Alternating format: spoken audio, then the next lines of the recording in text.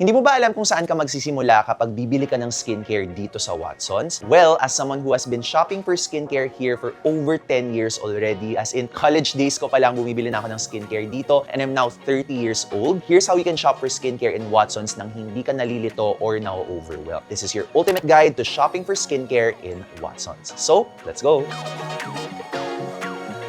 Alright, so andito na naman tayo sa Watsons Gateway Mall 2 na branch, and pinili ko talaga tong branch na to, guys, because remember yung kasabihan ng mga Pilipino, all roads lead to Cubao. Kaya talaga kahit saan ka man galing, ito yung branch na magandang puntahan talaga. As in fairness, gustong-gusto ko rin talaga tong branch na to. But anyway, for this video, tuturuan ko kayo how to make a skincare routine for yourself dito sa Watsons nang hindi sobrang parang, alam mo yun, na-overwhelm ka na, nalilito ka na, ilang oras ka na talaga nakatayo dito, alis na talaga yung mga kasama mo, or uwing-uwi na talaga sila, pero naandito ka pa rin. Bibigyan ko kayo ng mga tips and tricks that I've learned over the years para talaga gawing mas efficient ang shopping experience nyo dito. Kasi ako talaga, yun yung problema ko before. Punta-punta ako sa Watsons, tingin-tingin ako ng mga products, and then biglang after a while na tumitingin ng products, nakakalimutan mo na kung ano pala yung gusto mong bilhin, kung ano yung skin concern mo. Tapos pag alis mo, parang medyo nanghihinayang ka pa. So let me share with you yung mga personal tips ko that I personally use and apply sa sarili kong pag-shopping sa Watsons. So start na agad tayo with tip number 1. Tip number 1 is to know these 3 things: your skin type, your skin concerns, and any skin conditions. Sa mga matagal ko ng viewers, alam nyo na talaga tong tip na to. Nung gumagawa ko ng guides dati, ito talaga yung una kong advice for you. And the reason why I say this is because mawawala ka talaga at mawawala sa Watsons kapag hindi mo alam kung ano yung pinagsha-shoppingan mo. As in, para kang nagda-drive nang wala kang nakalagay na destination. So I need you guys to know these 3 things first. And baka hindi nyo alam, ano ba yung difference ng skin type sa skin concern, sa skin condition. So unahin natin yung skin type. Basically, yung skin type is kung gaano ba ka-oily yung skin mo. So the best way to gauge this is on a normal day, observe mo yung skin mo. Specifically, after the end of the day, as in yung nag-work ka na, naglakwatsa ka na at lahat-lahat, tingnan mo yung face mo specifically. Mukha ba siyang makintab, as in super nahahagard ka ba dahil sobrang shiny ng face mo? Or yung feeling mo ba is parang medyo banat yung skin mo or parang dry siya? Pero meron din namang mga iba na parang combination yung nafe-feel nila. So yung iba, yung T-zone nila sobrang oily pero nagda-dry naman sa cheeks na area. So that is of course what we call yung combination ng skin. At the same time, meron namang iba yung parang wala talagang problema yung skin nila. Yung parang kahit gumamit na lang sila ng safeguard, walang nangyayari talaga sa skin nila. That is what we call normal. But in my terms, I like to call it blessed. Kasi talaga yung mga ganun,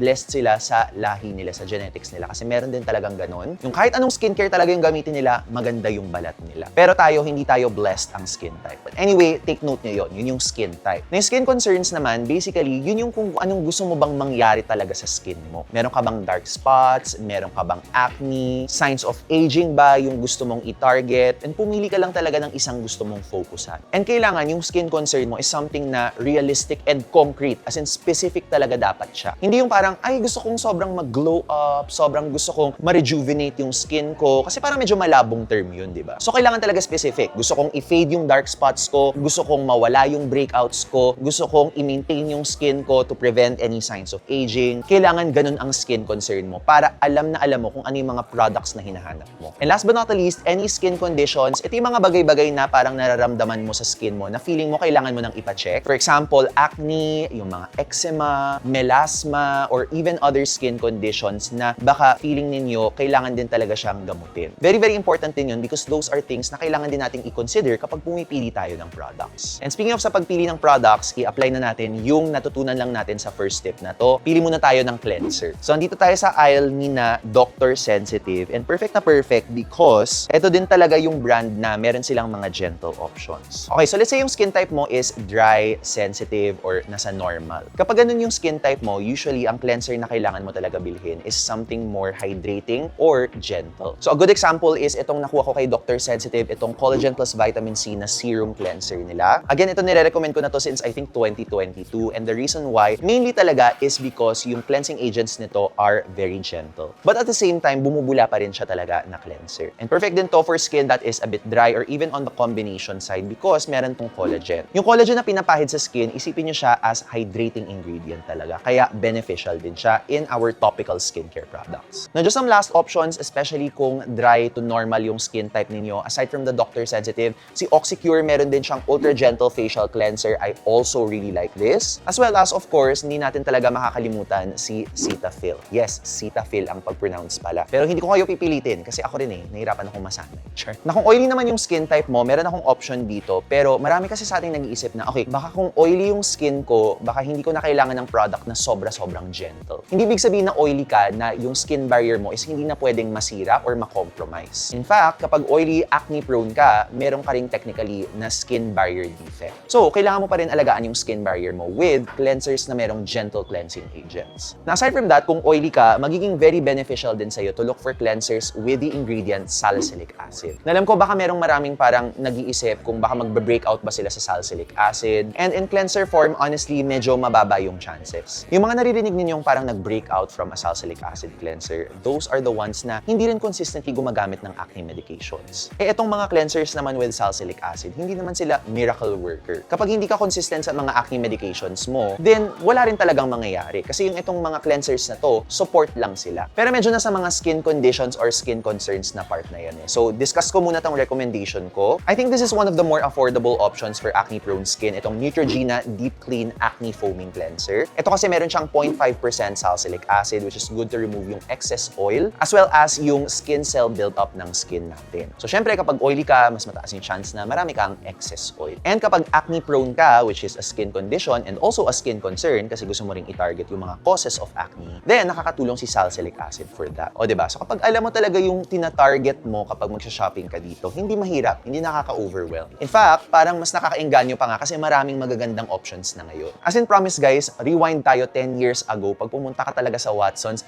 bihira ka makakahanap ng magandang option for salicylic acid. Marami sa kanila sobrang drying, sobrang parang banat na banat talaga yung face mo after mo silang i-wash off. Pero ngayon, marami tayong magagandang examples. Actually, may isa pa akong papakita sa inyo Tingnan niyo tong product na to. Ito actually matagal ko na siyang nire-recommend, itong kay Oxycure. I think around mga 4 to 5 years ko na nire-recommend yung brand na to. And talaga for me, masterpiece talaga nila tong Acne Clear Facial Cleanser nila. Ito kasi meron siyang 1.5% salicylic acid and meron din siyang oat amino micellar complex. Alam ko medyo parang baka confusing yon. But basically what that just means is nililinis niya yung skin mo while also soothing it para medyo ma-offset yung potential irritation or dryness na makukuha mo from salicylic acid. So nauna na pag-usapan na natin yung mga cleansers, baka itanong ninyo, o paano naman yung mga serums, toners, essences? Ang dami-dami. Paano ko alam kung ano yung bibilhin ko sa kanila? And doon pumapasok yung tip number 2 ko, which is to focus on the essentials. So ano ba yung mga essentials na sinasabi natin? Ang essential lang talaga sa isang skincare routine to maintain your skin health is 3 things. Number 1, a cleanser na pwede mong gamitin during the day and the night time. Number 2 is a sunscreen na of course gagamitin mo during the daytime dahil wala namang araw sa gabi. Tama, mali. And number 3 is of course going to be your moisturizer para sa skin barrier mo. Now technically yung moisturizer, you just have to apply it as needed. Now for example, yung skin mo is very dry or it's feeling a bit irritated, doon ka pwede mag-apply ng moisturizer para mas ma-soothe yung skin mo. And para mas ma-replenish, ma-protect, and ma-maintain yung skin barrier mo. Pero ang maganda din kasi sa mga moisturizers these days, parang dual effect na siya. Hindi na lang siya moisturizer. Yung iba may mga brightening properties, may mga well-aging na properties for the skin, and may mga iba they even support your acne medication. So yun talaga yung purpose ng moisturizer. It's basically to protect your skin barrier. Kasi ang skin natin, first line of defense natin yan. So it's very important na alagaan din talaga natin siya. And the best way na alagaan natin siya is to replenish yung mga components na nasa skin natin na nawawala kapag nadadamage siya. And yung mga nawawalang components na yon, saan natin siya mahanap? Sa mga moisturizers. So kapag shopping kayo sa Watsons, ganun yung unahin nyo. So kunyari meron na tayong cleanser, di ba? Ang next na hahanapin nyo is your sunscreen. Kasi yun yung parang everyday talaga kapag lumalabas ka, kailangan mo siya talagang suotin. And guys, when it comes to buying sunscreens, lagi ko talaga naaalala yung number 1 tip na sinasabi sa akin ng dermatologist ko, and that is to buy a sunscreen that you will enjoy using every day. Or basically, in simpler terms, a sunscreen na komportable kang gamitin siya every single day. And very important factor din talaga yun guys na kailangan nyo i-take into consideration. As in, hindi lang yung protection ng sunscreen, but of course, that's very important. So get a high quality, high protection sunscreen, but also consider kung ano ba yung magiging texture ng sunscreen. Especially, kailangan very lightweight siya dahil sa weather natin, aminin nyo, sobrang lagkit talaga ng weather ng Pilipinas. Tama, mali. So let me share with you guys, especially kung beginners kayo, some sunscreens na ako personally nagugustuhan ko rin talaga, and marami din sa mga matatagal ko ng viewers nagugustuhan nila. So ako talaga, yung first recommendation ko na sunscreen palagi is for those na hindi sanay gumamit ng sunscreen, or yung feeling din talaga nila parang nakaka-white cast or sobrang greasy yung feeling ng sunscreen. Ito talaga yung lagi ko nire-recommend sa kanila because lagi ko silang napuprove wrong. Well, or basically lahat ng iniisip nila naniwala about sunscreen is hindi pala totoo. Because, of course, nag-advance na rin yung technology natin, di ba? And dahil nag-advance ang technology, of course, ang skincare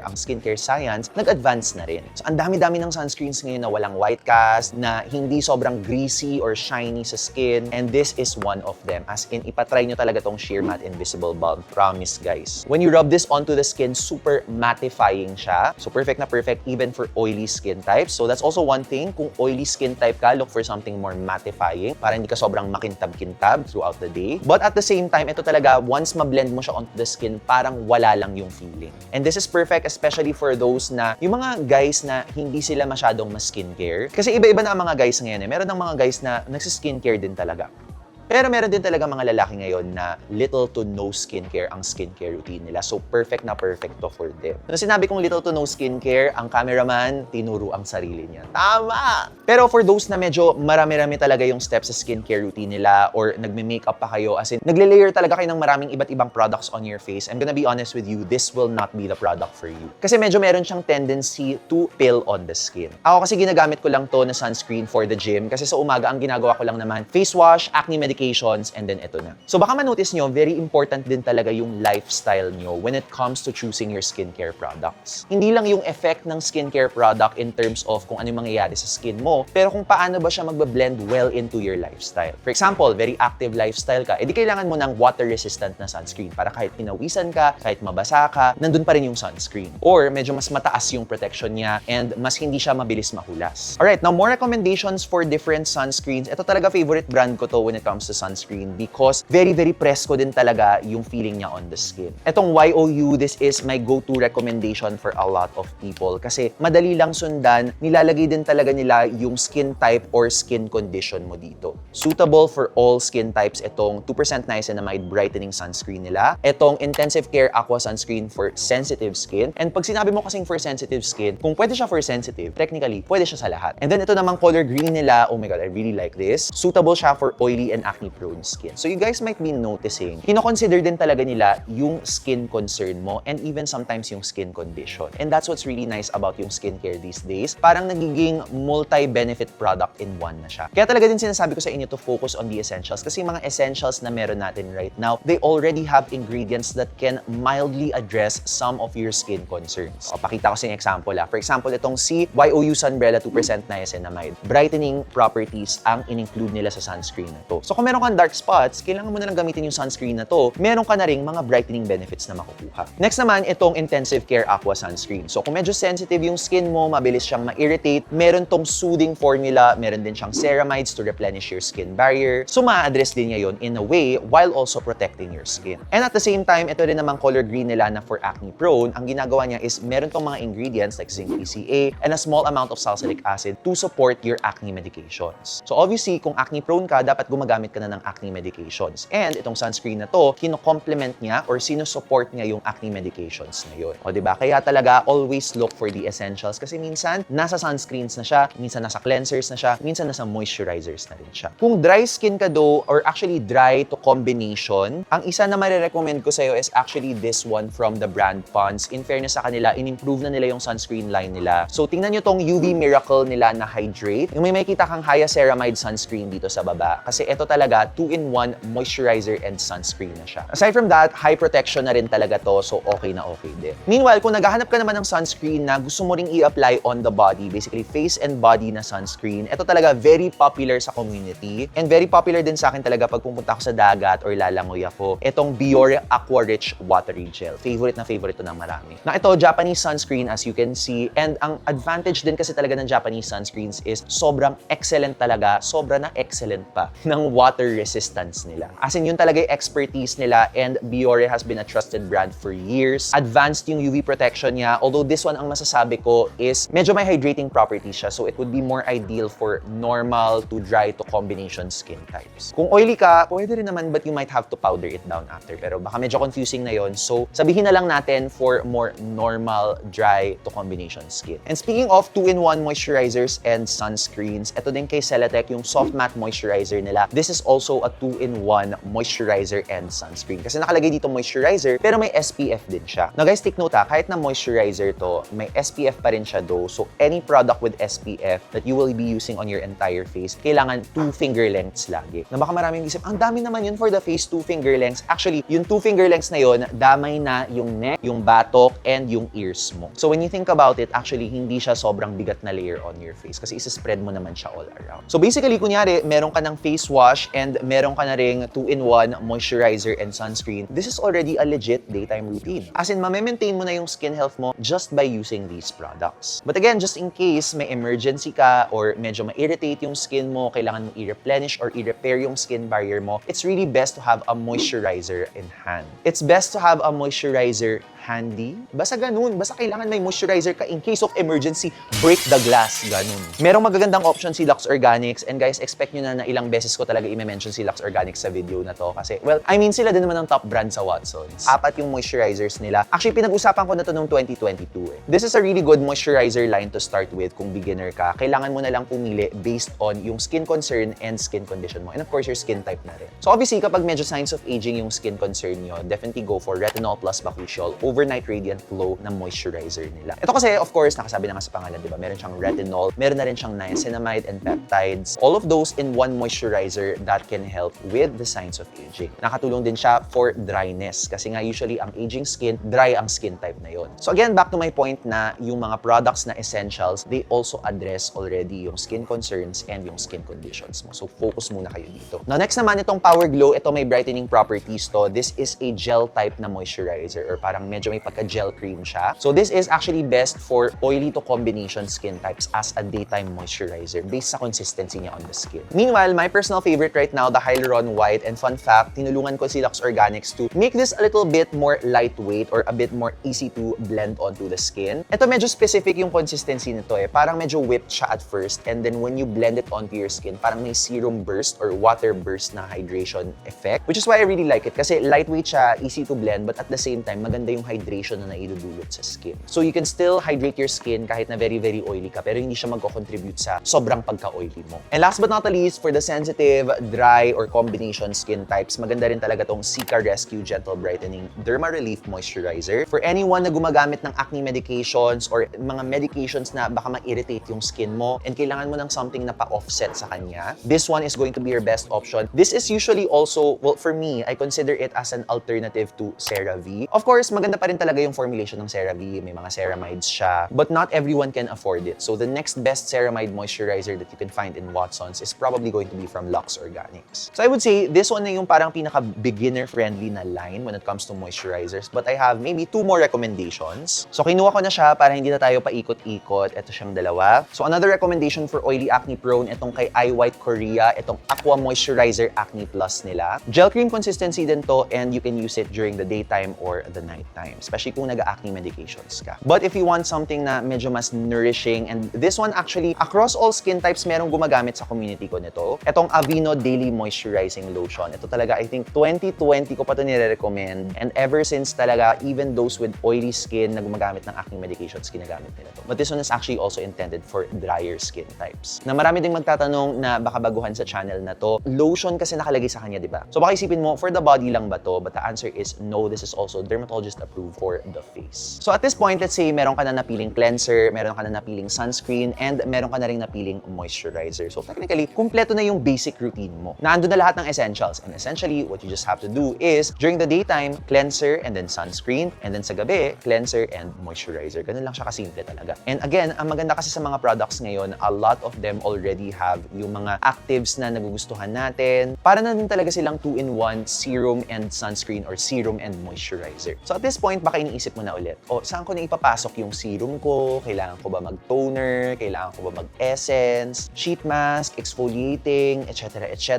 Kasi baka iniisip nyo, meron akong dark spots, meron akong acne, ano ba yung magpapawala nito basically? And dyan pumapasok yung tip number 3 ko, and that is to be realistic when it comes to treatment products. Now, I need you guys to remember na ang skincare is cosmetic. And ano ba ibig sabihin ng cosmetic? Cosmetics are products that change yung mga physical or aesthetic appearance ng isang tao. Pero hindi siya considered as gamot kapag meron kang existing medical skin condition. For example, in the context of acne, ang acne talaga, kailangan mo ng acne medications kung sigurista ka na gusto mo talagang mawala yung acne mo. Ang ginagawa lang ng mga anti-acne skincare products is to support your acne medications. Na meron kami kita mga reviews online on some anti-acne products na parang, oh, ginamit ko lang yung product na to, nawala na yung pimples ko, nag-dry yung pimples ko, nawala yung mga breakouts ko. But when you look at that review, sometimes kailangan mo rin isipin yun lang ba yung ginawa nila? Or nag-consult din sila sa dermatologist? And hindi rin natin alam yung lahi nila. So, ang daming iba't ibang mga factors. And you really cannot depend on skincare alone when it comes to